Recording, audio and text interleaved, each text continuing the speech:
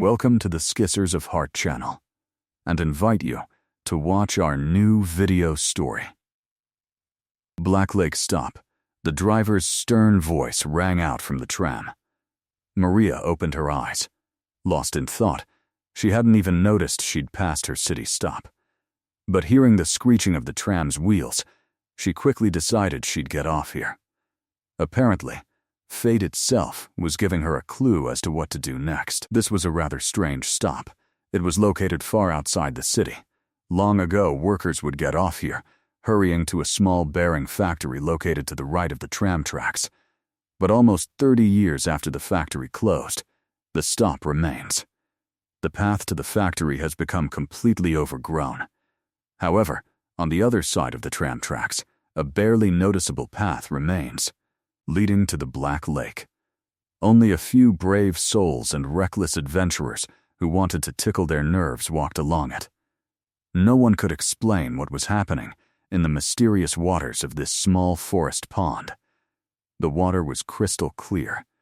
The sandy bottom was visible from there were small rounded pebbles, but no algae, no fish, no frogs, no life of any kind. People had never even seen ducks here, although there were several other lakes nearby, and they were always full of waterfowl. And if someone dared to swim in the Black Lake, they would later discover to their bewilderment that afterward their body was covered in streaks of sticky black mud from somewhere unknown, and this in the pristine water. Even the most daring souls after this did not dare return. An inexplicable superstitious fear descended on everyone.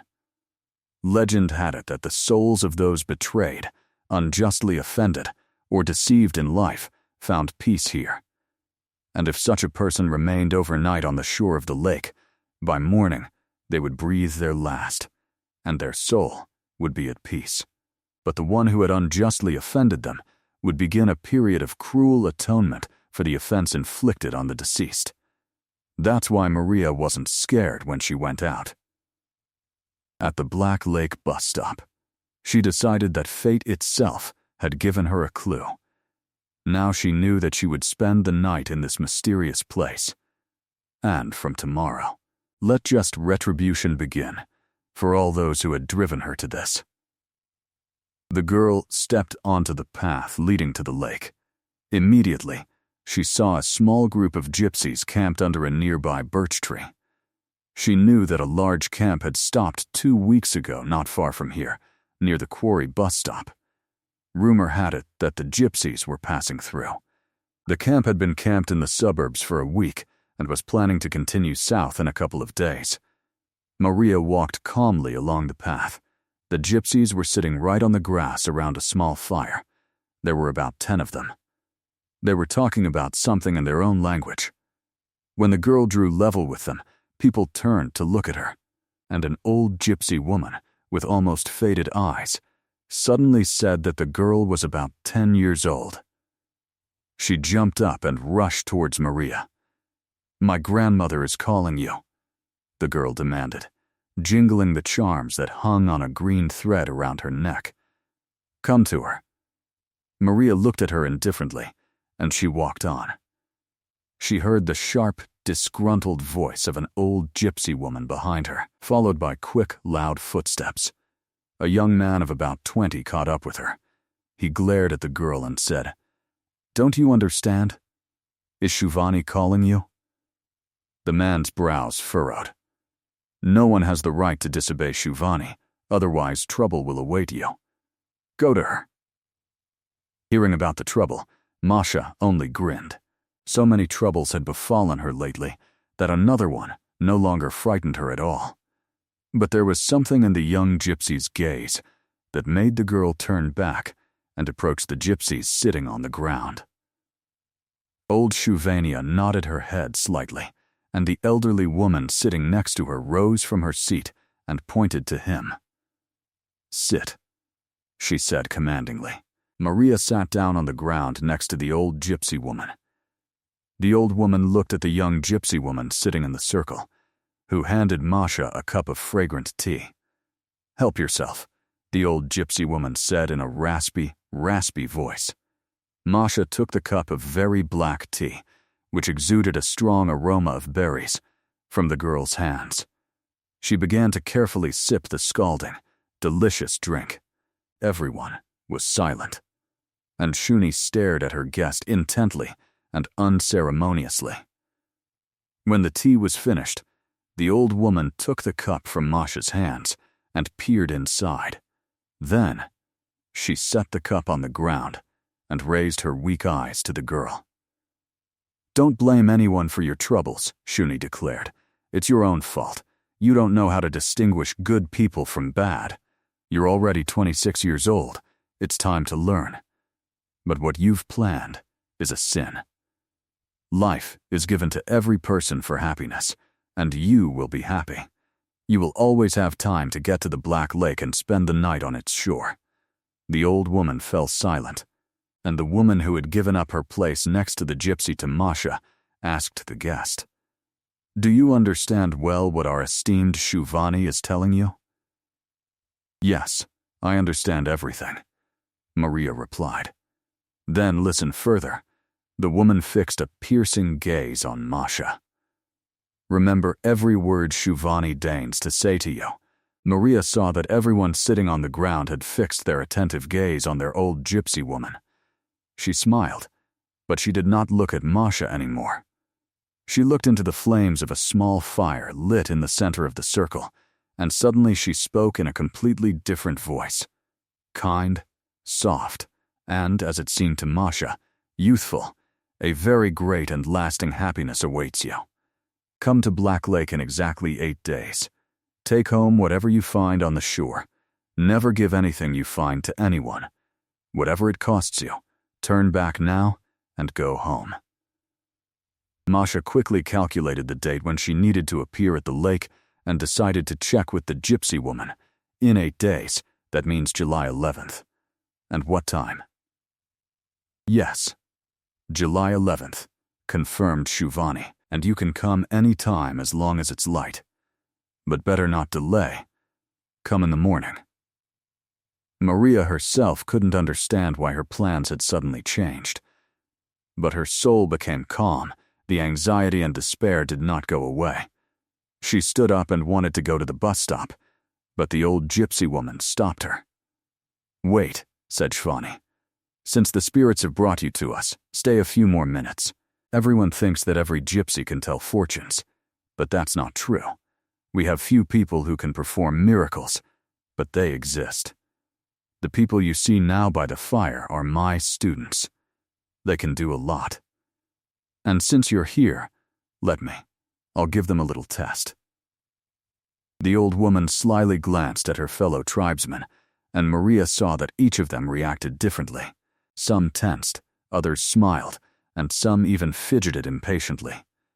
Maria quickly realized that Shuvani was now going to ask her students questions about her life. The girl was surprised by only one thing: the diversity of the people gathered here. There were only 2 men, and then women of different ages, and even a teenage girl. "Come on, Aza." Shuvani looked at the older woman, who gave up her seat to Masha. "Tell me everything you see about her." The gypsy woman's black eyes bored into Maria's.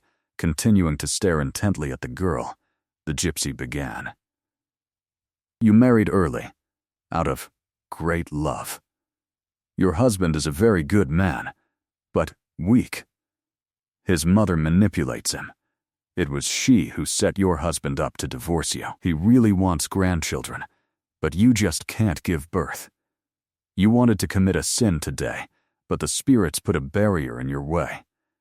Nothing happens by chance in this life. We saved you. After all, you were going to the lake around which death hovers. You wanted to stay there forever. Night, never to return to the world of the living. But now, everything in your life will change. From now on, everything will be fine for you." Shuvani waved her hand contentedly, silencing the woman. She cast a loving glance at the girl in the manistas, then turned to Masha and explained, "Little Dinara has the gift of healing.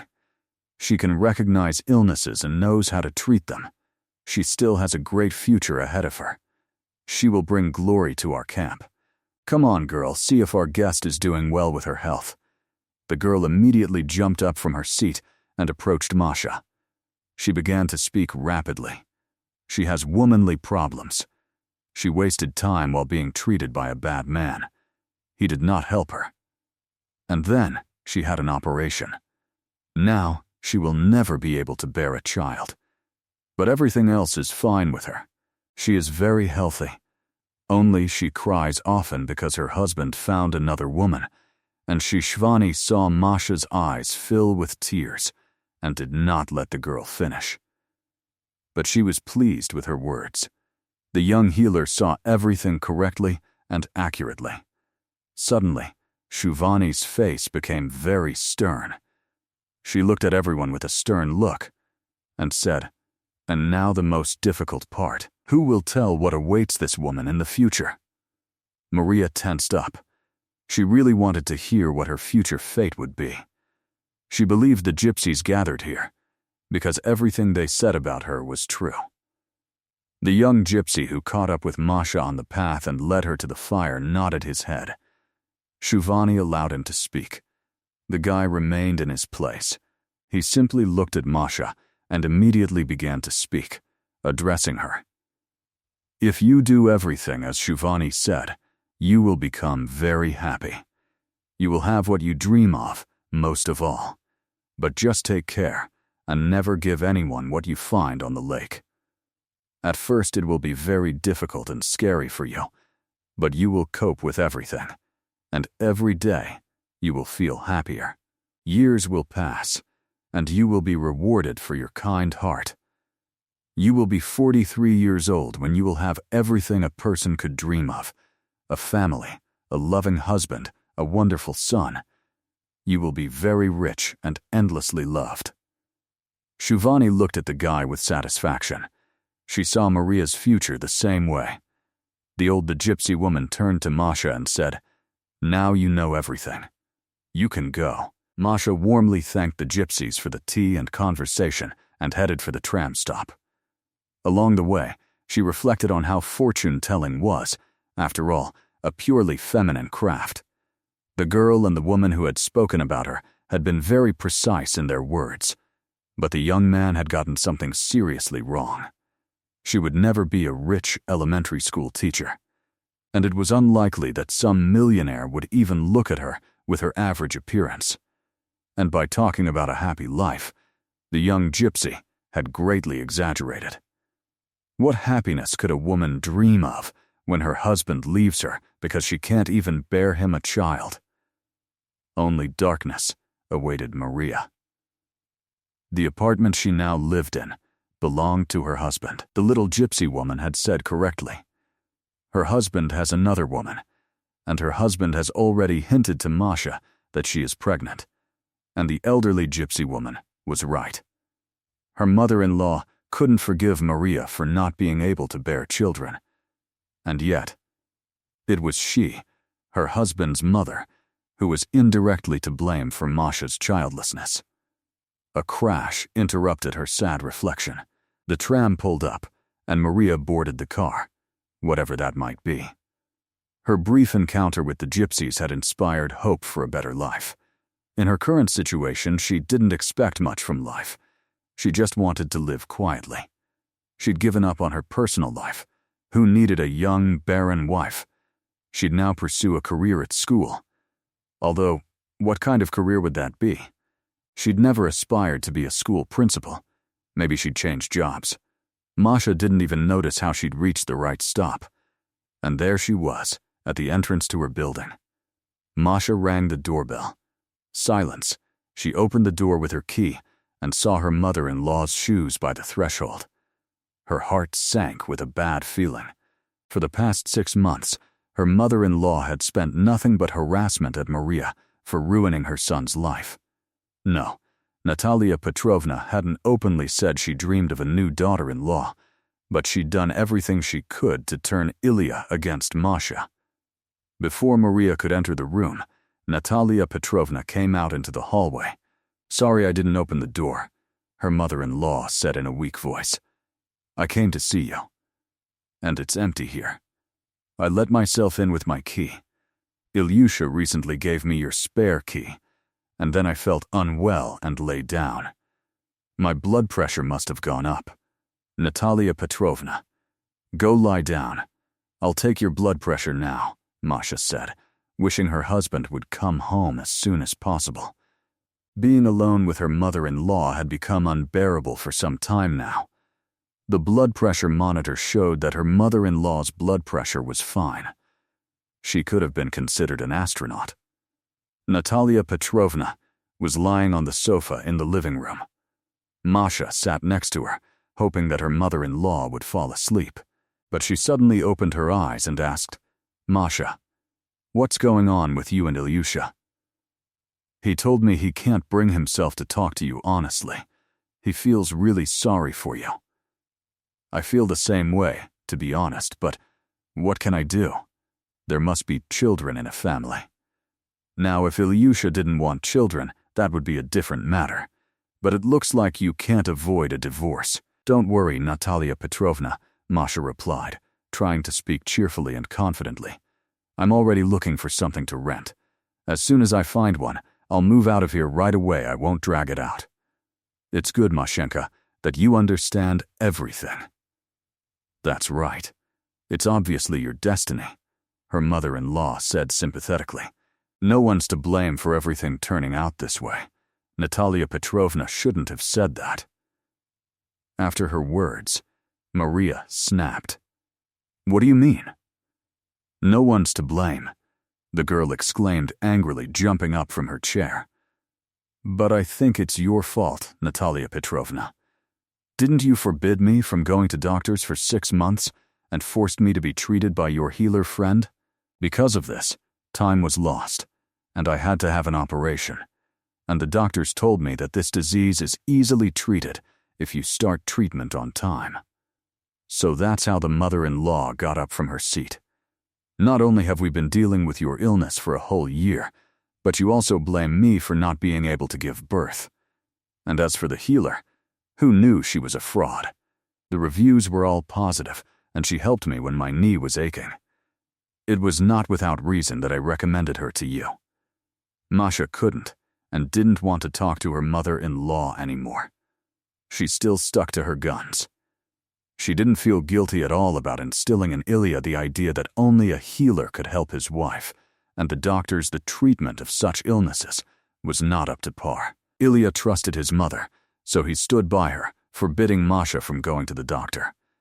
He said that it was never too late to go to the clinic, but the doctors would treat her with chemotherapy, while the healer treated exclusively with herbs. But now there was no point in remembering that. What's done is done. Maria needed to think about where she would live in the near future. She went to the kitchen, turned on the kettle, and heard her husband enter the hallway. The girl immediately came out to him. "Ilya, tell me exactly how long I can stay with you. When are you planning to bring your passion here?" "Mashenka, call a spade," her husband answered with a happy smile. "Liza, my fiancée. But she's smart. She agrees to wait as long as it takes you to find a new place. Tell me, will a month suit you?" "You, Liza, are very kind," Masha grinned. 2 weeks will be enough for me. Your mother is there. Treat her to some tea. I'm already looking at an apartment today. They're expecting me there in an hour." "So, bye." Masha quickly grabbed her bag and left the house. She'd made up the apartment thing. She just didn't want to stay with people who suddenly, they became strangers. The girl was overcome with tears of hurt, but she pulled herself together, thought for a moment, and went to her friend. Marina was the only person Masha could cry to, who could support and encourage her. Marina worked as a fitness trainer, was very athletic, muscular, and possessed of a strong masculine character. She could always rein in even her husband, a brash and self-assured police captain, and make him do what she wanted. Luckily for Maria, the man wasn't home, and he and Marina were able to have a heart-to-heart talk. Masha honestly told her friend how she accidentally ended up at the Black Lake bus stop, how she decided to stay there overnight, and especially described in detail her encounter with the gypsies. Marina listened attentively to every word, and after listening to her friend, she said, "You know, I only had a gypsy tell my fortune once. I was 18 at the time. She predicted that I would be able to throw heavy weights and that my husband would be a policeman. And about the children, she also said that my son would become a writer and my daughter would take up some kind of art, either dancing or figure skating." What? Masha was surprised. She predicted a lot of things correctly, about you and your husband, and that you'll have a daughter and a son. True, they're still little, and it's unclear what will become of them, but everything has been accurate up until that moment. That's what I was saying, Marina confirmed. I think there's a lot of truth in what you gypsies said. Do you want me to go to the lake with you on the 11th? It's scary to go alone, isn't it? No, Maria objected. What if we start looking for what we're supposed to find, and you stumble upon it first? Who will get it then? Marina scolded her friend for not asking at all about what she should be looking for, at least in general terms, big or small, what color, where it might be by the water or in the bushes. Masha admitted that she'd thought about this herself on the tram back home, but it was too late.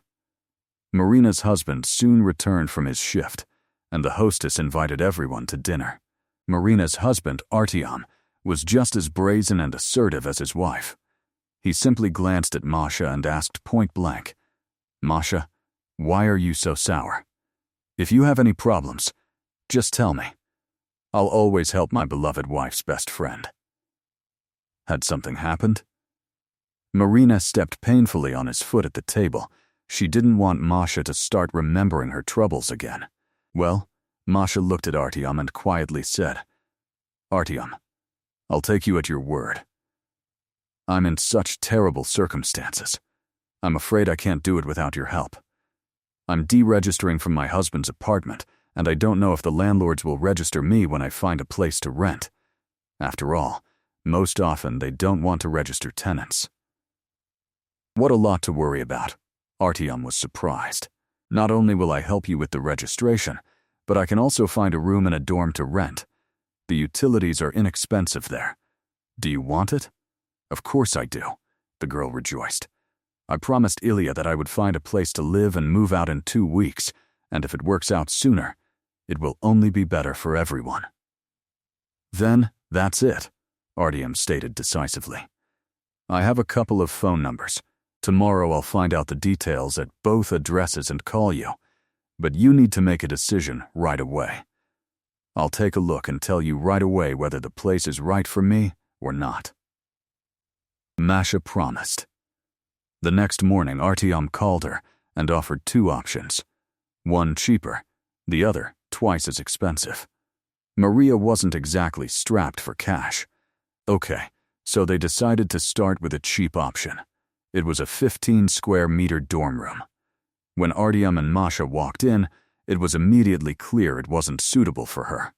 The wallpaper was peeling, cockroaches lurked in the corners and on the ceiling, and huge holes gaped in the linoleum floor.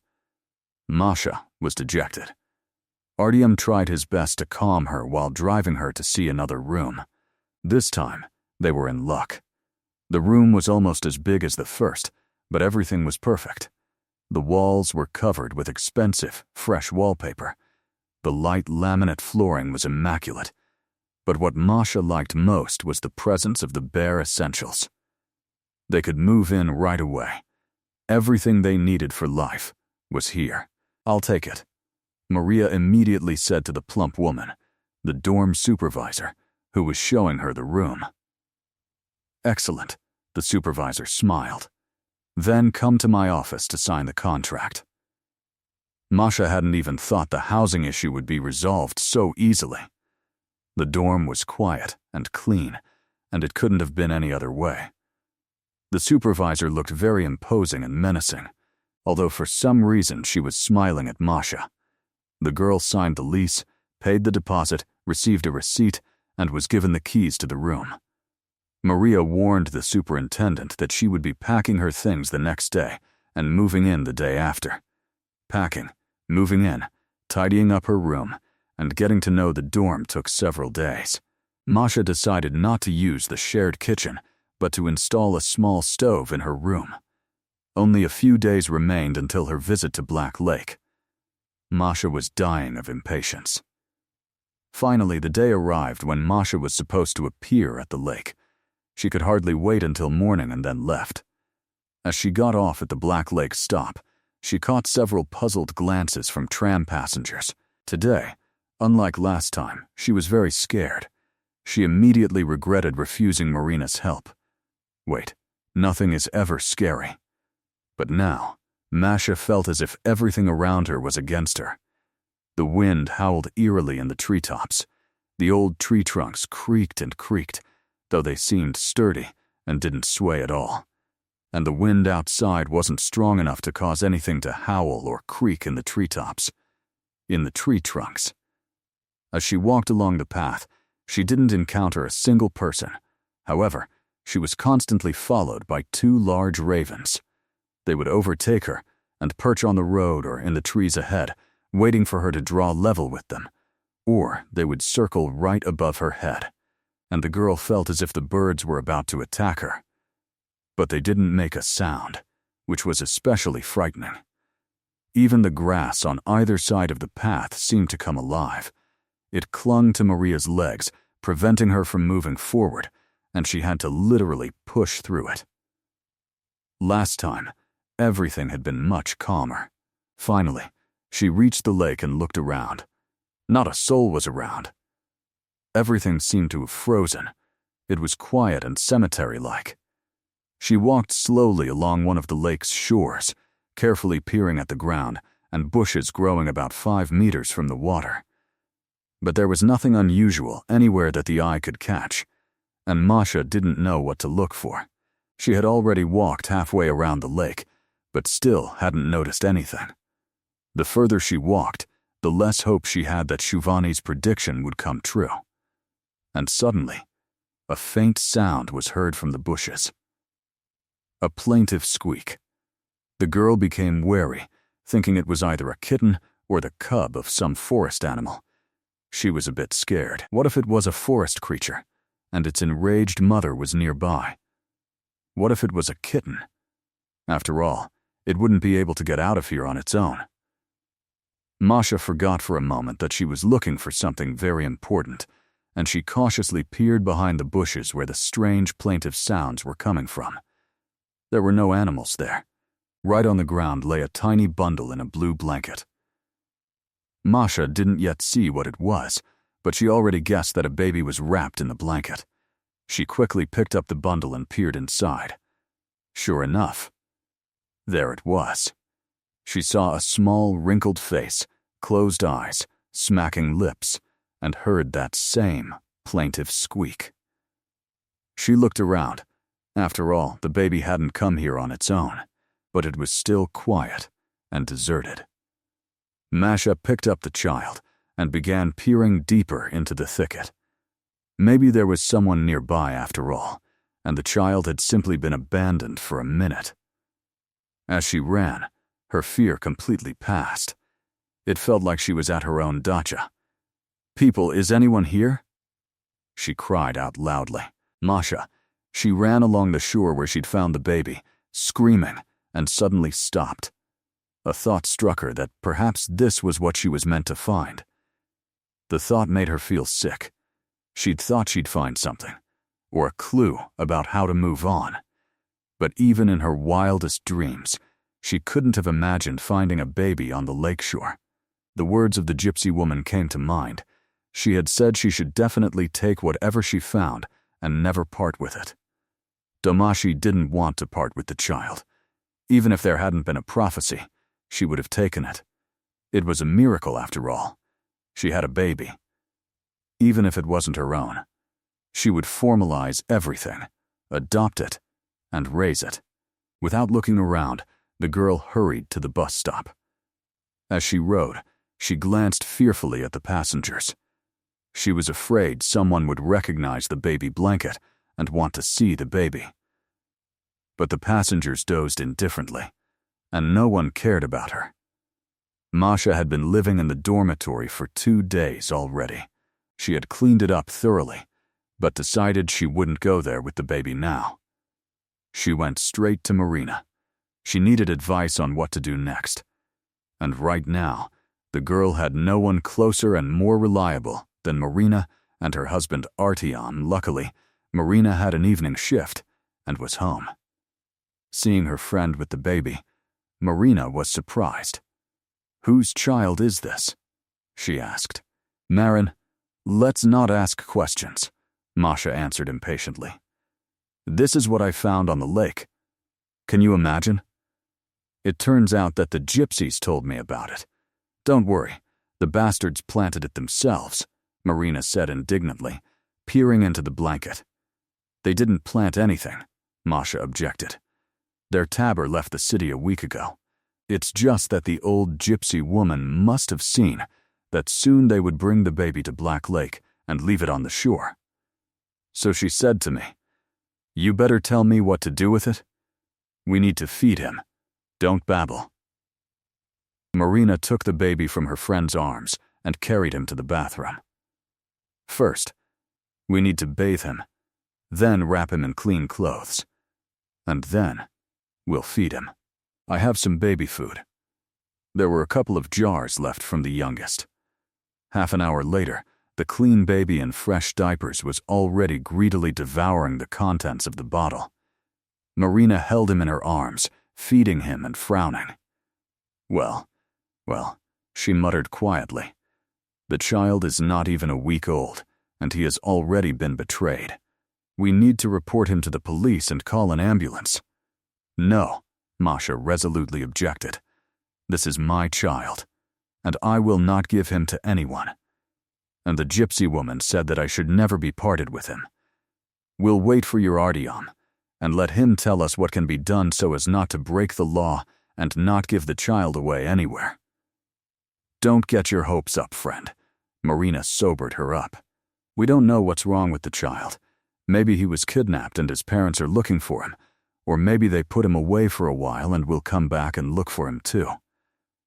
Marina hardly believed what she was saying, but she didn't rule out any options. Finally, the baby ate and fell asleep. They put him in the crib, and Marina decided to thoroughly search the blanket and swaddling clothes in which the baby was wrapped.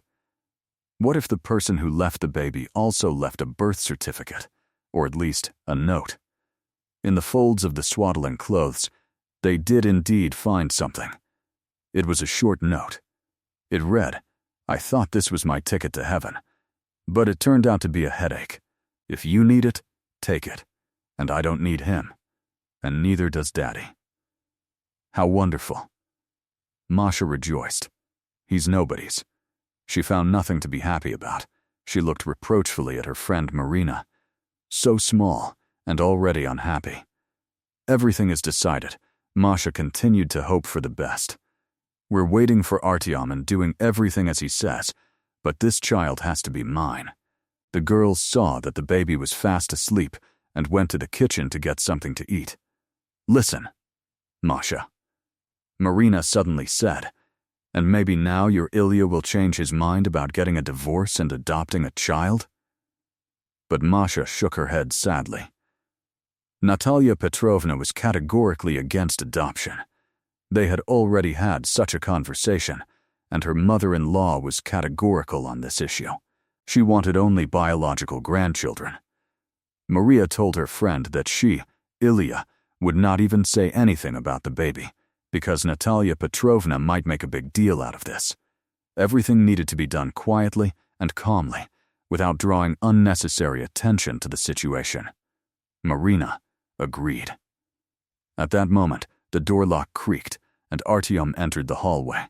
"Okay, you two talk here," Marina said, looking at her husband with an unusually serious expression. "And me, I'll go pick up the kids at the daycare. I'll also buy some baby food and find out about a milk kitchen. I have some connections." Artyom was very surprised. After seeing his wife off, He sat down across from Masha.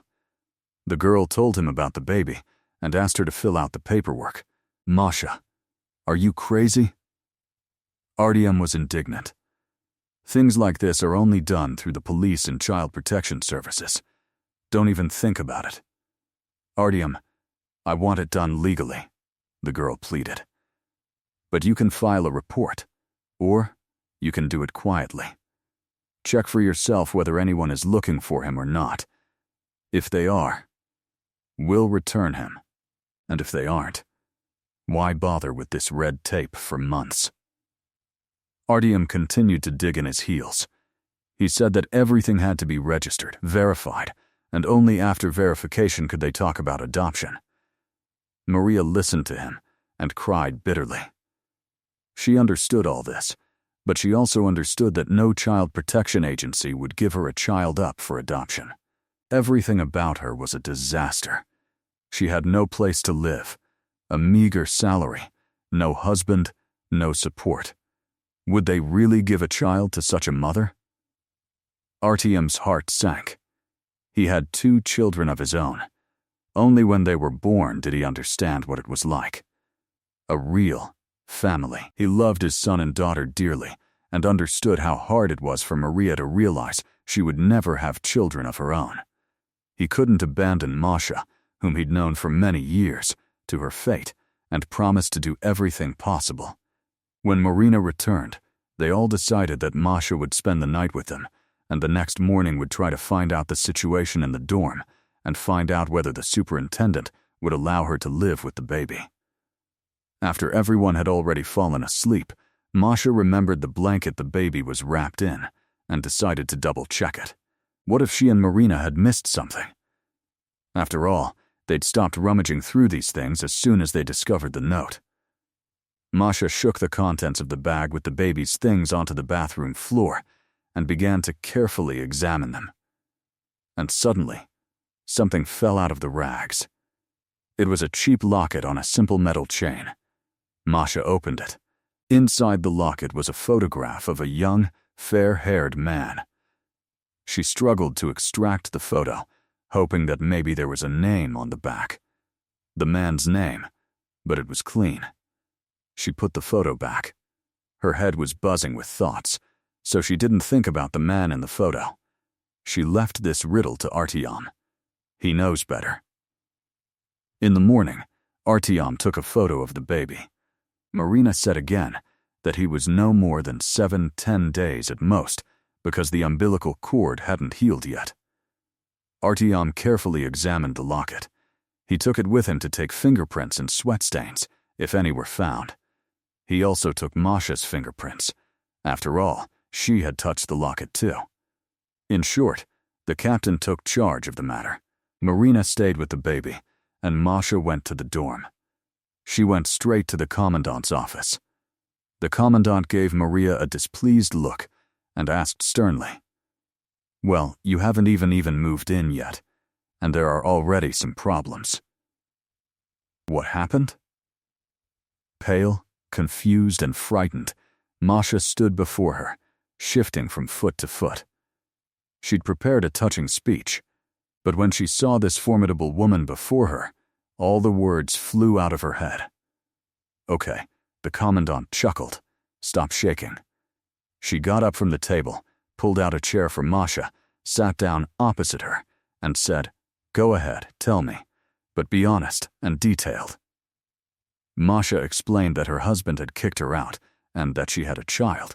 She asked the commandant for a probationary period. If anyone complained about her or the child during that time, she would find a new place to live. "Forgive me for not telling you this sooner," Masha said. "I was really afraid you wouldn't let me in, and I simply have nowhere to live." The commandant sat and simply looked at Maria. The girl understood perfectly well that this was a workers' dormitory for single people, and there was no place for families or single mothers. She was almost prepared for refusal when the commandant said, "Well, what can you do? Live here. Can you afford the dormitory?" "I can," Maria replied, wiping tears from her face, not believing her good fortune. "Thank you. I will never forget your kindness. Never. Yes, you all say that. The commandant chuckled. Come on, bring your baby. Now Masha hurried to Marina. She needed to wait for news from Artyom. Finally, he came. Well? She rushed to Masha, asked him. Did you find out anything? Artyom looked very pleased. He leisurely changed his clothes and sat down in front of his friends with a report. He explained that no babies had gone missing in the city or the surrounding area. They hadn't disappeared in the region, or even in neighboring regions. He'd studied all the reports on missing children. Then he returned the locket to Maria, saying that it needed to be preserved as evidence, and explained that, in addition to the car's footprints, only one person's fingerprints were found on it, a woman of about 27 years old. How did you figure out the woman's age? Masha asked, surprised, not me. The forensics team helped with fingerprints, or more precisely the spaces between the ridges of the palms. Well, that's a long explanation, but there's no mistake. Moreover, they isolated the woman's na, so tomorrow I'll also send a sample of the baby's na to the lab, and we'll be able to find out whether the mother left him there or someone else. I'll need to bring the note blanket and swaddling clothes to the experts. The next day, Artyom continued his investigation and reported that evening that the test had shown the baby and the woman were related, whose fingerprints were found on the clothes and the locket. Moreover, no other biological traces were found anywhere, leading to the conclusion that the baby was abandoned on the lakeshore by its wayward mother. But the photograph gave him no clue. The facial recognition system couldn't identify the person. Artyom assumed he was dead or someone who didn't live in our country. Marina pestered her husband. Artyom, what should we do next? I asked Ekaterina Markovna to see the baby today. Remember, she's our children's pediatrician? I told her a friend left him for 2 days. What did the pediatrician say? Masha froze. Is everything okay? Well, yes, Marina replied. She said the boy was strong and good, and his belly button was drying up nicely, but scolded you for being a bad mother. Marina laughed and added, the doctor said you can't leave such little ones with strange women. Girls, I feel like you're trying to persuade me to do the wrong thing, Artyom said. What are you trying to achieve? It's not like you want me to make you a birth certificate. Marina began to gently remind her husband that he has connections in the Legislative Assembly. And anyway, he's so strong, powerful, and smart. Couldn't he get his hands on some piece of paper? Masha, meanwhile, only looked at Artyom pleadingly. She didn't know what words to use to persuade him. Okay, girls. Artyom softened. Consider it convinced. I'm not promising, but I'll try. Artyom went to dinner, and Marina picked up a piece of paper and a pen and grilled her friend. She asked what last name, first name, and patronymic Masha would give her son, and what date of birth he should enter. All this was necessary for the birth certificate. The friends came up with a name for the boy together and named him Artyom in honor of their chief assistant. Masha gave him her patronymic, and the date of birth was the day he was found in the lake. Artyom didn't throw words to the wind. He didn't say how much it cost him, but he managed to get a birth certificate. 5 years passed. Masha and Artyom lived in the same dorm room. They often visited Marina and Artyom, and they were amazed at how well Masha managed to cope with her maternal responsibilities. Artyom Koros was strong. He was healthy and never sick, but Masha's friends were most amazed by the boy's intelligence. Today was the birthday of Marina and Artyom's daughter. The girl was 2 years older than Artyomka. She turned 7. And in the fall, she was getting ready to start 1st grade. While the women were setting the table in the living room, Artyom entertained the children. He gave them markers and suggested they draw. Artyomka quickly began to draw a family of cats. Artyomka, take the marker in your right hand. Adult Artyom decided to correct the boy. But the little boy smiled at the man and said, Not at all. I'm ambidextrous. Adult Artyom knew what ambidexterity was, but pretended he'd never heard the word. He asked in surprise, "What is that?" "No. Who?" Artyomka corrected. "It's a person who can use both hands well. He doesn't care whether it's his left or his right. He does everything perfectly. Like Leonardo da Vinci." "He was ambidextrous, too, you know about Leonardo da Vinci?" asked the adult Artyom, surprised. His 7-year-old daughter knew nothing about the genius of all time. "Well, who doesn't know about da Vinci?" Artyom asked, surprised. A genius who knew mathematics well, could draw, and invent all sorts of extraordinary things. He invented both an airplane and a parachute, and there's no need to go into detail. The more the man talked to the boy, the more amazed he was by his knowledge and storytelling skills. All of this was clearly beyond the age of a 5-year-old. As they sat at the table celebrating the girl's birthday, adult Artyom quietly turned to Masha. "Masha, you know, I think your son has some extraordinary parents. He's so smart for a 5-year-old."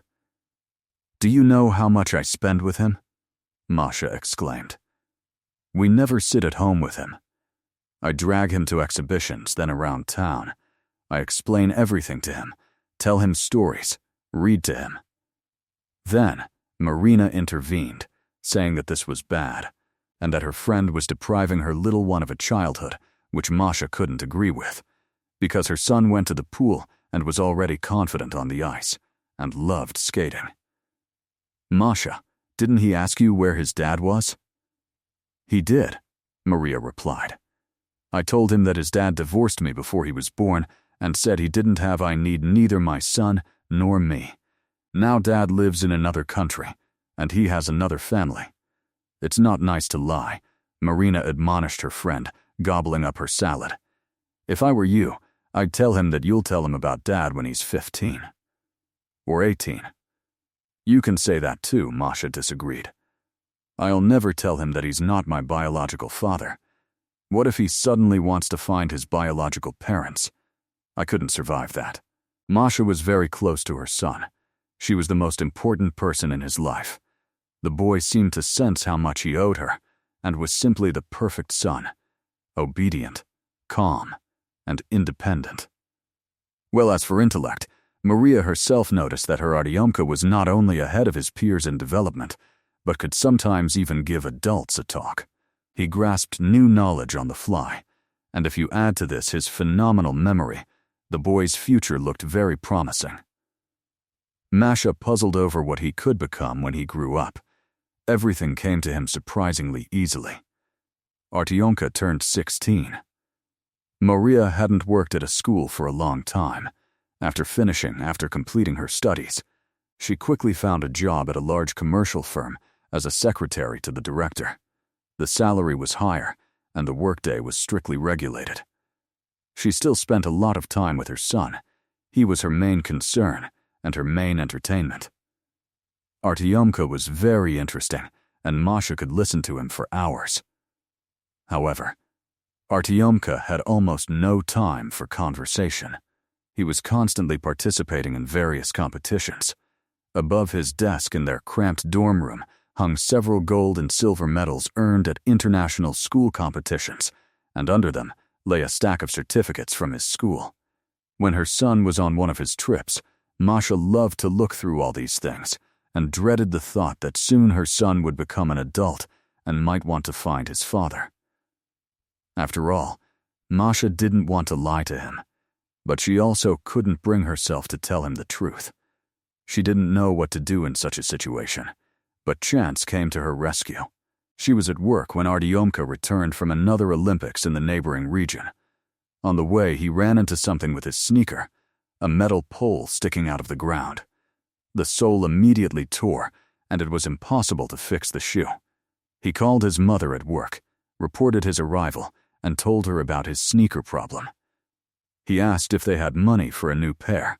Masha explained to her son that she had put the money in a jewelry box, told him where it was, and allowed him to take the necessary amount. Artyom rarely looked in that box. It had 2 compartments. One was where his mother kept her jewelry, and the other held some papers and money. Artyom was uninterested in any of this. But when he saw his mother's jewelry this time, he suddenly felt very sad. He remembered the beautiful female teachers he had seen at the Olympics. Not only were they all well-dressed and beautifully coiffed, but their hands and necks were adorned with expensive rings and necklaces, while his mother had only cheap jewelry. The boy wondered if perhaps there were some gold jewelry somewhere at the bottom of the box. He began carefully pulling cheap plastic beads and bracelets out of the box and onto the table. Finally, he reached the bottom. There was no gold there. True, his mother was wearing gold earrings, a gold chain with a pendant, but she always had them. And at the bottom there was not a single gold jewelry, but some kind of metal medallion on a chain. Artyomka took it, accidentally pressed a tiny button, and the medallion opened with a jingle. Inside, the boy saw a photo, looked, and was amazed. The man with the photo looked very much like him. The thought flashed. Could it be his father? He could hardly wait for his mother to return from work. "Hello, my dear." His mother hugged him. "How I missed you. You're such a good boy. Your team took first place again. Congratulations." Suddenly, Maria noticed that her son was inattentively listening to her. "Did you buy the sneakers?" she asked, thinking that her son had forgotten the money. "Mom, I've been waiting for you," the boy answered. "I want us to go together. We can talk at the same time." Maria tensed up. "Okay, let's go." "What do you want to talk about?" The boy was silent, and when they left the entrance, he pulled a medallion out of his pocket and opened it. "Mom, tell me. Who is this?" Maria barely made it to the bench, which was 3 steps away from them, and sank heavily onto it. She had long ago forgotten about this. The locket and the photo inside. Masha had been working as a secretary for a reputable company for several years, and wearing cheap jewelry there was unacceptable. So she hadn't looked in the compartment of the box where the plastic jewelry was kept, and she had completely forgotten about the locket. Otherwise, she would have hidden it more securely from her son. But now, Artyom was sitting next to her, waiting for an answer. Maria opened the locket and stared at the photo. Only now did she realize that the man in the photo and her grown son looked very similar. "Okay," Maria said, feeling her whole body go numb. Even her lips refused to obey her. "I'll tell you everything." Tears streamed down her cheeks. "Mom, what's wrong?" Artyom was afraid for his beloved mother. "If you don't want to, don't tell me." "I just asked."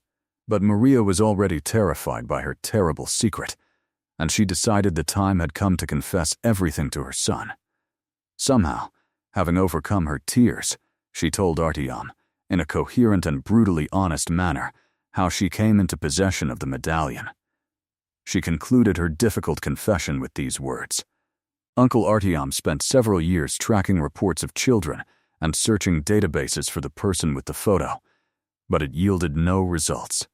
So now you know everything. If you want to find your real parents, I don't mind. They might be rich, and you'll be better off with them than with me. She stood up and, hunched over, walked back home. "Mom, what are you doing?" Artyom was indignant. "I don't need any rich parents. I only need you. And we'll be rich soon anyway. Firstly, we were given 100,000 each in stipends. They're supposed to be transferred into our account tomorrow. And secondly, the guys and I found a great part-time job for the holidays. They promised to pay well, too." Maria walked and cried.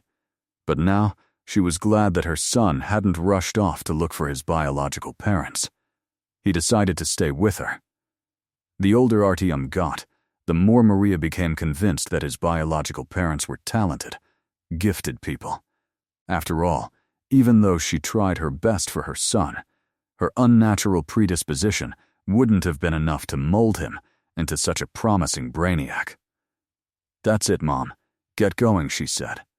Artyomka said, "We're going to get sneakers. We'll also stop by and buy something tasty. I took more money from the box toward my bonus tomorrow. Maria felt a long-standing weight lift from her soul. If she'd known her son would react this way to the story of their meeting at Black Lake, she would have told him everything much sooner. Artyom didn't ask about the man in the photo anymore, and didn't even mention her story about finding him at the lake. Maria calmed down, but Artyom wasn't one to stop halfway. He decided, without his mother's knowledge, to conduct his own investigation and find out who the man in the photo was. He found out quite quickly. He was a scientist, a renowned anthropologist in his circles. True, he had long since left the department and was pursuing his studies as an amateur. He owned a large collection of historical and magical artifacts. He earned his living through business, owning a chain of fitness clubs under his own brand. His name was Andrei Vitalyevich Bondarev. He lived in the same city as the boy and his mother. Artyom's many talents included excellent computer skills. This allowed him to quickly gather all the information about Bondarev. The boy assumed he was his father. Now he needed to find out who his biological mother was. This was more difficult. It turned out Bondarev had been married twice, but both times he quickly divorced his wives, always for the same reason. While he was on expeditions, both wives cheated on him. Bondarev was present on several social media platforms, but his pages were very sparse in information, so Artyom began browsing the pages of people who had appeared on Bondarev's social media at least once. With great difficulty, he managed to identify 3 women with whom the man had communicated 17 years ago. The women were easier. Their pages were filled with numerous effeminate photos. Looking at them, Artyom winced. He didn't want any of these unintellectual women to be his mother. He didn't understand at all how a venerable scientist could get involved with such people. Women. But on the pages of 2 women, he found Bondarev's photo. It then took the boy almost another month of persistent work to find the contact information of the woman he believed to be his mother. She fit the role more than anyone else Bondarev knew. Artyom was certain he had identified his biological parents. Now all that was left was to confirm this with DNA testing. That morning Maria woke up and couldn't believe her eyes. Artyom was standing by her bed, but she barely recognized him. His beautiful, wavy blonde hair was a poisonous green today. It made her son's face look sickly pale. "This color doesn't suit you," his upset mother said. "Why are you green? If you wanted to dye your hair, you could have dyed it black or red. You could even go blonde. Anything is better than a green cucumber." Artyomka smiled. "Don't worry, Mom. This dye washes out quickly. I just wanted to try it. I went out to run some errands. I'll be back in the evening. If anything happens, call me." The boy kissed his mother on the cheek and left the room. He told the truth. He went out to run some errands. And he had a lot of errands today. Important. He was going to meet his father. At least, he thought Bondarev was his father. They were too much alike. The boy found a perfect excuse to meet, asking to see one of the historical artifacts in Bondarev's collection, saying he was going to take part in the Olympics and was simply curious to experience that era firsthand through an artifact. Bondarev was very surprised to learn that such a young man was interested in his collection and happily invited him to her place. Andrei Vitalyevich lived outside the city, in a beautiful snow-white mansion. Artyom had never been in such an expensive home. He had seen expensive hotels when he went to the Olympics, and he had seen the expensive halls of various educational and scientific institutions where the Olympics were held.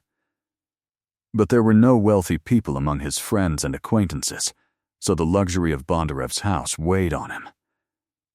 "Why do you need such a big house?" the owner of the mansion asked the boy, not hiding his hostility, as he led him up the stairs with their open-work railings and an intricate passage to the room where his collection was kept. "What do you have? A huge family?" "No," Bondarev smiled. "I just like comfort. I know how to earn money. and I'm not used to denying myself little things. Where are you, and who do you live with? I live with my mother, Artyom answered. We have a room in a dorm. I was born and raised there. And you know, my mother and I have enough. Although my mother deserves better conditions. I plan to start working after school, and will definitely earn enough for her to have an apartment. Bondarev said that he was very interested in the boy's social media pages. He asked why he didn't have a single photo of himself there, to which Artyom replied that he didn't like having his photos taken. Although in fact, before writing to Bondarev, he simply deleted his photos from social media so that Andrei Vitalyevich wouldn't be embarrassed by their external resemblance. For the same reason, he dyed his hair green. Well, as for an apartment for your mother, Bondarev said, I'm sure you can earn enough for it in about 10 years. I read about your success at the Olympics. I think you have a bright future. They finally reached the collection, and Artyomka began examining it with interest. What was there? He asked questions, and Andrei Vitalyevich eagerly and captivatingly told him about whatever interested the boy. The conversation was so captivating that they didn't even think about the time. An elderly housekeeper interrupted them. She entered the room and said sternly, Andrei Vitalyevich, it's high time you had dinner. Bondarev glanced at his watch and caught himself. He had been keeping to a schedule and was already half an hour late for dinner. The man invited his guest to dine with him.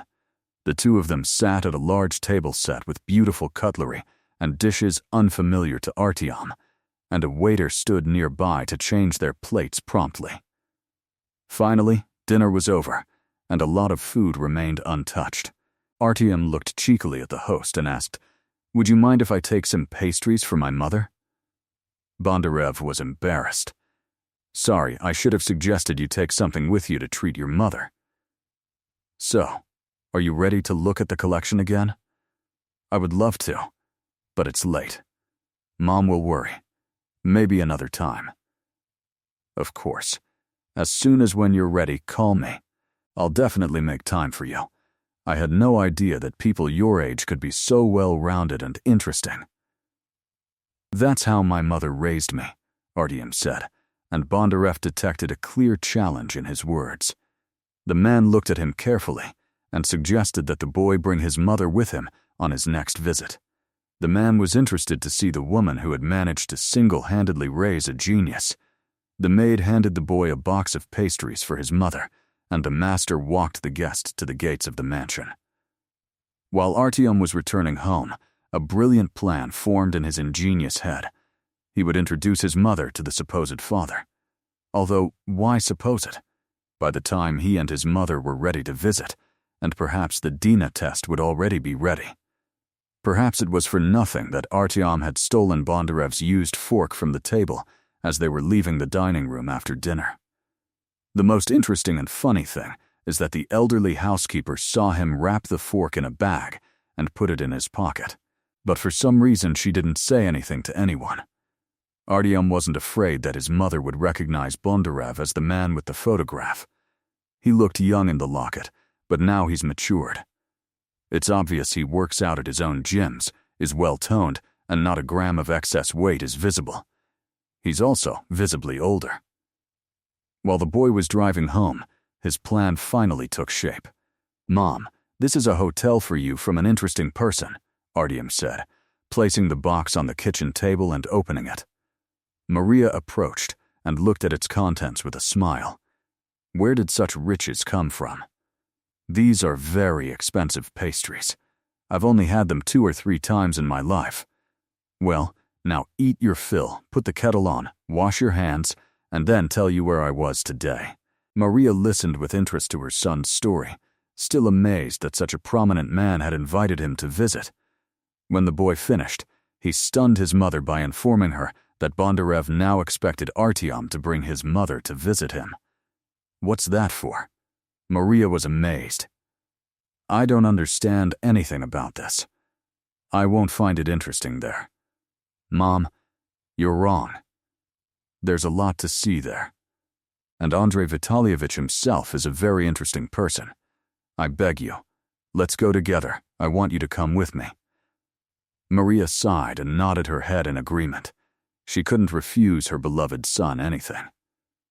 2 weeks later, Artyom called Bondarev, and he invited them to visit the following Saturday.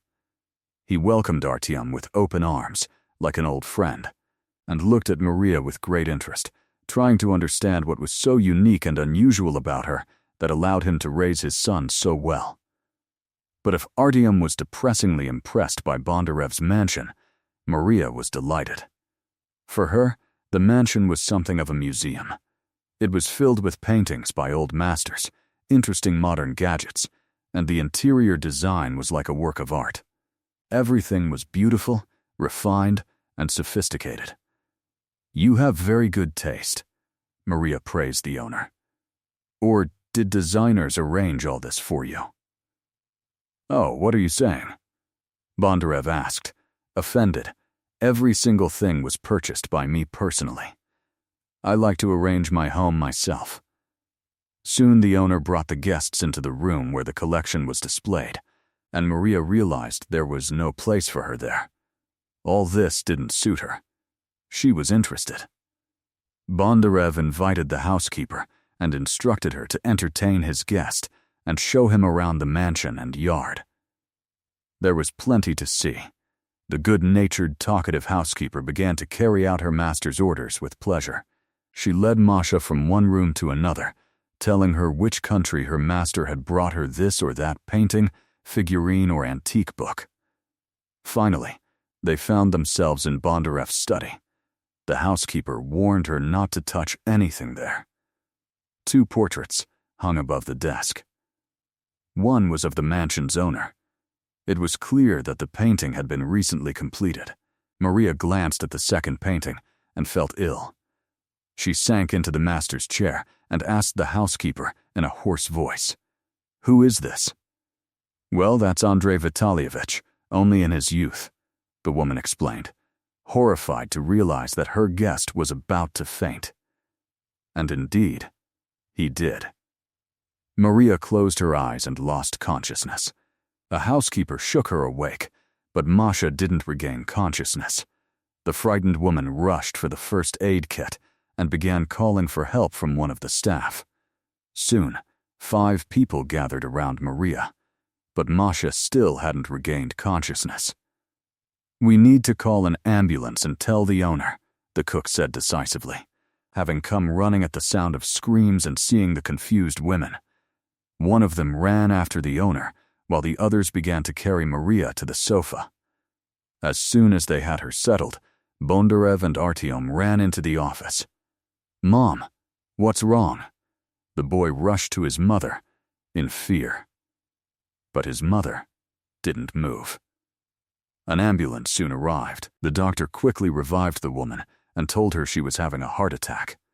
Artyom burst into tears. He walked beside his mother as she was carried out on a stretcher, saying, "I'm sorry, Mommy. I didn't know it would end like this. Please forgive me. Let's go to my car," Bondarev commanded the boy. "We'll follow the ambulance, find out which hospital your mother is being taken to. And maybe we need to buy something. We'll buy it right away." At the hospital, Maria's condition was quickly brought back to normal, and they said she'd have to stay with them for about 2 weeks. Heart problems are no joke. Bondarev offered Artyom to stay with him for the time being. He felt guilty that something like this had happened to the boy's mother in his house.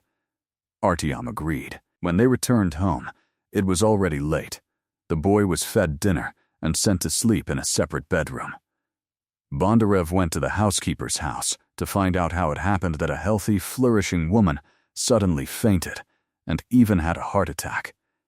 "It's no accident," the elderly woman stated confidently.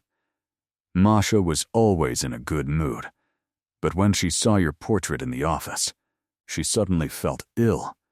I thought she recognized you in the portrait. Don't you remember her?" "I have a professional memory," the man said confidently. "If I had ever met her, I would have recognized her. But no matter, I'll talk to Artyom tomorrow. Maybe he can explain something. The boy woke up early in the morning and got ready to go to his mother at the hospital. The housekeeper approached him and said, "Don't rush. Andrei Vitalyevich will wake up and take you to your mother's in the car."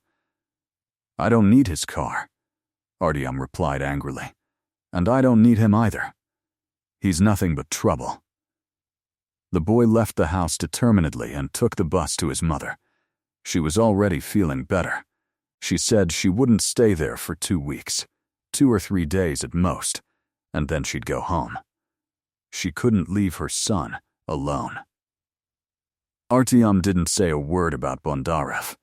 Today he treated him much worse than yesterday. Early that morning, the DNA results arrived in Artyom's email, confirming that the man was his biological father.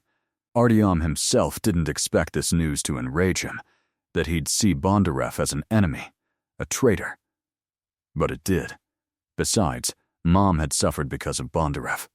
"Mom, get well soon, and I'll clean up the house perfectly and wait for you. But I'll come see you too. Then I'll pick you up from the hospital and we'll go home together."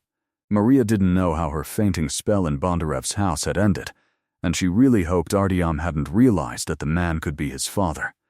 She decided she would never be the first to mention his name again. She desperately wanted her son to forget him too, and that would have happened if Bondarev himself hadn't decided to sort things out personally. He didn't dare disturb the sick woman, but he wanted to engage Artyom in a frank conversation. So, through some contacts at the police, he quickly obtained the address of their dorm room and knocked on the door that evening. Artyom opened the door, saw her, frowned, but invited him in. Bondarev glanced around the modest dwelling, saw a stack of Artyom's medals hanging above the table, and smiled approvingly. "So, shall we talk?" he asked amiably. "Maybe you could explain to me why Mom fainted? What do you mean by your words to my housekeeper? I don't understand anything." "We'll talk," Artyom said decisively. "But only if you promise that this will be the first and last time, and that you will never disturb my mother again." "I promise," the man replied with a relaxed smile. "I really hoped that you wouldn't recognize me, and that Mom wouldn't recognize you. But it didn't work out that way. Mom recognized your portrait from your youth. We have the same one at home." Artyom took out the medallion and handed it to Bondarev. He opened it and saw his photo. The man was terribly surprised and asked where he got it. Then Artyom explained in detail how almost 17 years ago, his mother found him at Black Lake, and this medallion and a note were in the baby's swaddling clothes. Bondarev was stunned by what he heard. He asked when the boy was born and said that Artyom could not be his son.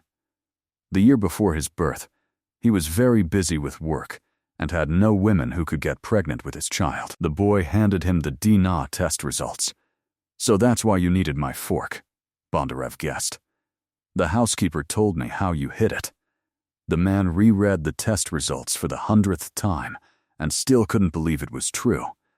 And suddenly, he slapped his forehead. He remembered.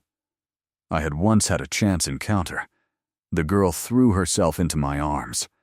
I don't even really remember her. I remember that she called me somewhere around 5 or 6 months pregnant and said that she was expecting my child." Bondarev said he didn't believe her since they'd only spent 1 night together, but just in case, he'd done some research and gotten her contact information. It turned out that the girl had several regular boyfriends at the time, lovers.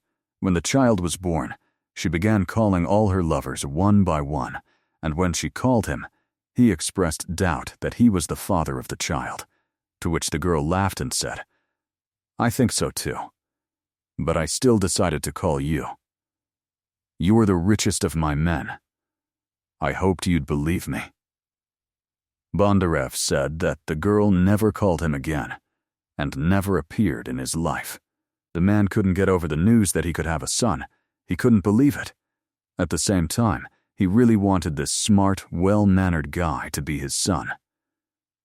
"I'll do one more test," Bondarev said, "and then I'll decide everything. Give me something with your biological material on it.